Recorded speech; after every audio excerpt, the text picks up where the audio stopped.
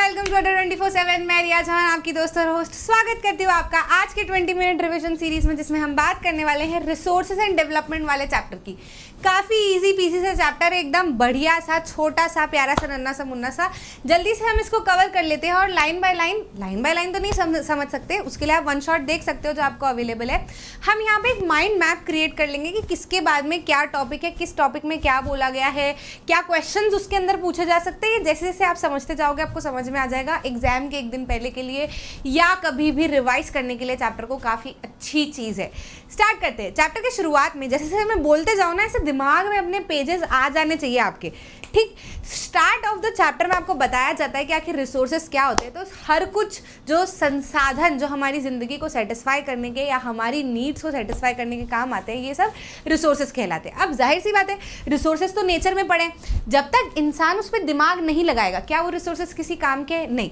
Iron ore की तरह मिट्टी में पड़ा है, हमें पता ही नहीं कि उसको यूज़ किया जा सकता है या नहीं किया जा सकता, तब तक वो एक मिट्टी, एक पत्थर के समान है। लेकिन जब हम दिमाग लगाते हैं, ह्यूमंस दिमाग लगाते हैं, टेक्नोलॉजी की मदद से इंस्टीट्यूशन में ले जाके उसको रिफाइन करते हैं, उसको प्रोसेस करते हैं, तब जाके हम उन मिनरल्स को या उन साधनों को हम संसाधन बना पाते हैं, उनको रिसोर्सेज में कन्वर्ट कर पाते हैं। क्लियर? तो यहाँ से आपको क्वेश्चन बन सकता है कि ह्यूमंस कैसे इंपॉर्टेंट पार्ट है। स्टेटमेंट को जस्टिफाई करे तो आपको ये बताना होगा कि ह्यूमंस के दिमाग से ही तो ये सब रिसोर्स बनते हैं, नहीं तो ये तो नेचर में पड़ा हुआ एक सामान है। क्लियर? तो इस तरीके से चैप्टर की शुरुआत होती है। ट्रायंगुलर फॉर्म में आपको रिसोर्सेज समझाया जाता है, फिर आपको बताए जाते हैं रिसोर्सेज के टाइप्स, ठीक। क्लासिफिकेशन बताया जाता है कि किस तरीके से रिसोर्सेज जो है वो डिवाइडेड है। तो अब वो ओनरशिप के बेसिस पे, एग्जॉस्टिबिलिटी के बेसिस पे है ना, और हमारे स्टॉक, रिजर्व्स, ठीक है, पोटेंशियल रिसोर्सेज, ये सब जो है वो आपको उसके अंदर दिखा दिए जाते हैं। हालांकि वो वाला पार्ट कटा है, बाकी आप फिर भी उसको देख लेना। सारे रिसोर्सेज किस तरीके से अवेलेबल है on the basis of origin में भी, बायोटिक, एबायोटिक, ये सब आपको दिख जाएंगे। एक एक लाइन उनके दिमाग में रख लेना। मान लो इन केस MCQ में आ जाते हैं, बाकी तो चांसेस कम है, पर एक बार रीड ज़रूर से कर लेना, आपके दिमाग में रह जाने चाहिए, ठीक। तो इस तरीके से रिसोर्सेज डिवाइडेड है। अब रिसोर्सेज हमने डिवाइड क्यों किए? ताकि समझना आसान हो जाए। जैसे हमको ये स्कूल में किस बच्चे किस उम्र के हैं, उनको क्या पढ़ाना है, समझाने के लिए हम उनको क्लास में बिठा देते हैं ना अलग अलग।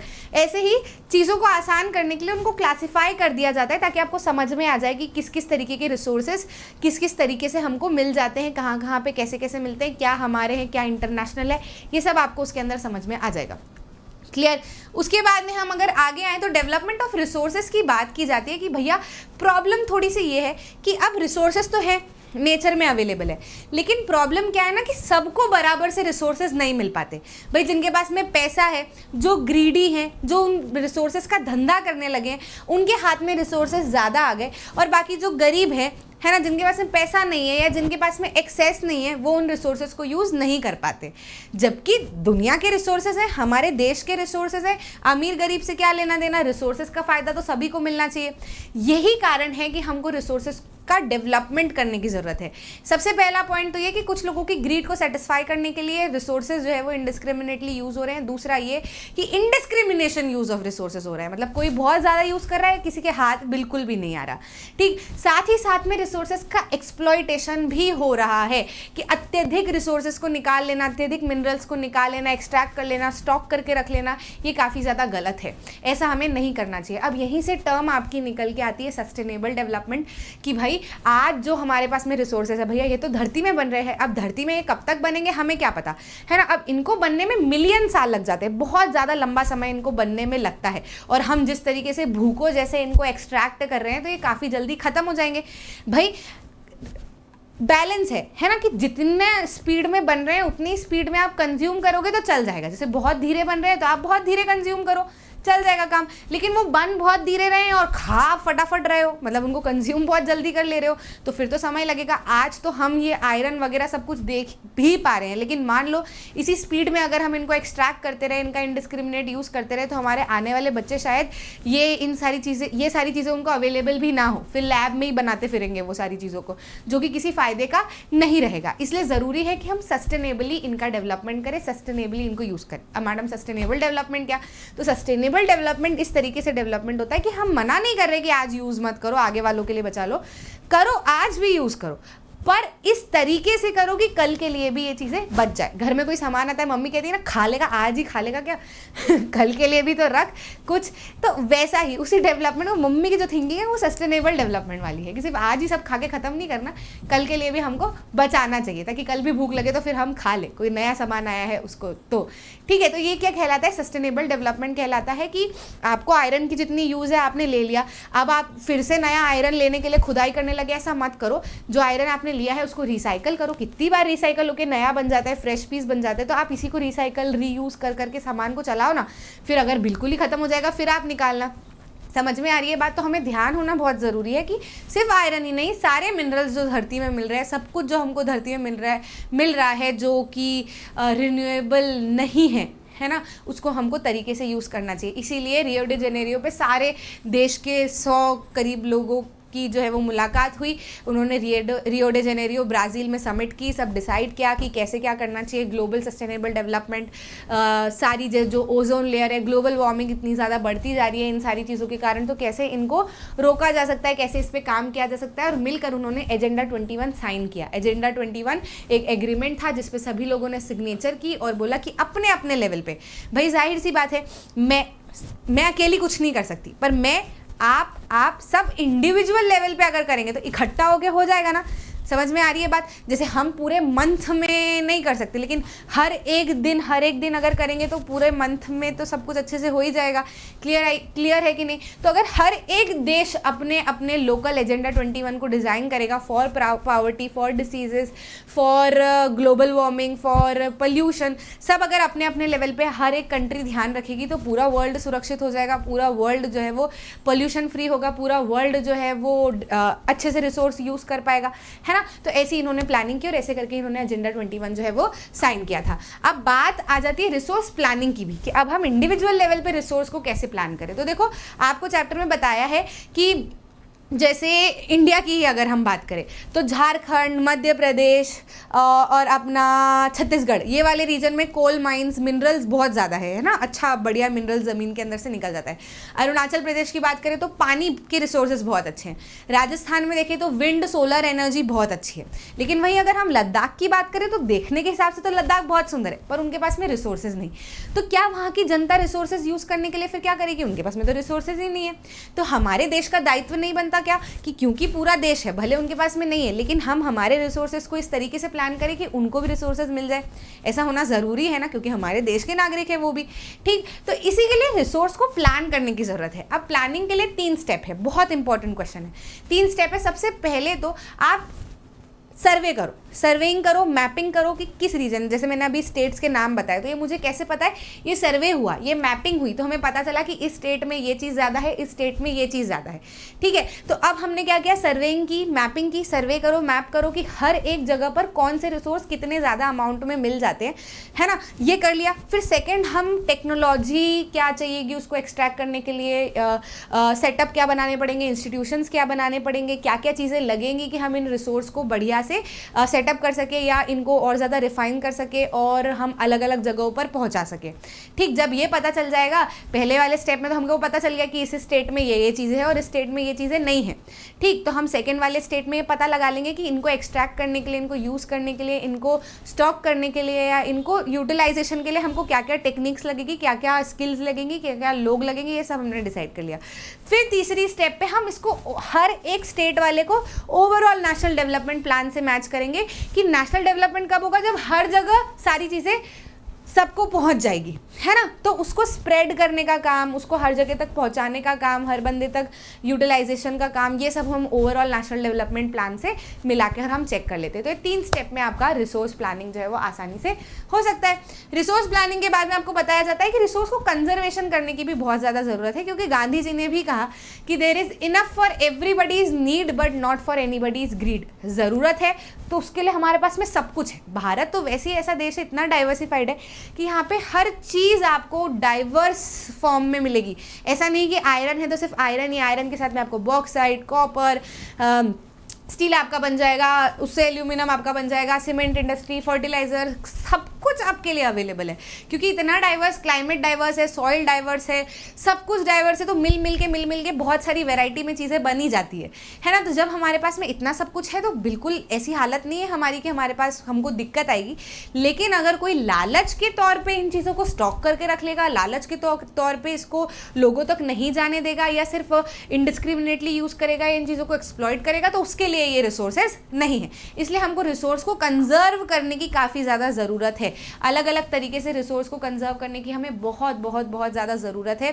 साथ ही साथ में हमारे साथ में ये भी हो जाता है कि हम ज़मीन में माइनिंग कर रहे हैं, क्वेरिंग कर रहे हैं, फिर उन ज़मीनों को वैसे ही छोड़ दे रहे हैं, ओवर ग्रेजिंग हम कर रहे हैं ज़मीनों में, है ना। फिर हम इंडस्ट्री से निकलने वाले एफ्लुएंट्स को छोड़ दे रहे हैं, तो उससे भी काफ़ी ज़्यादा दिक्कतें जो है वो बढ़ जाती है, दिक्कतें जो है वो बन जाती है, जिसकी वजह से रिसोर्सेज जो है वो ख़राब हो जाते हैं। तो हमको रिसोर्सेज को बचाने की ज़रूरत है। सस्टेनेबल डेवलपमेंट से, रिसोर्स प्लानिंग से इन रिसोर्सेज को आसानी से कंजर्व किया जा सकता है। ठीक, अब अगली अगर हम बात करें लैंड एज अ रिसोर्स कि ज़मीन हमारे लिए किसे रिसोर्स का काम करती है, तो ज़मीन में आप देखोगे 43% आपको लैंड एरिया प्लेन का दिखेगा, 30% आपको माउंटेन का दिखेगा, 27% आपको प्लेट्यूज का दिखेगा। सिर्फ इंडिया की बात कर रही हूँ।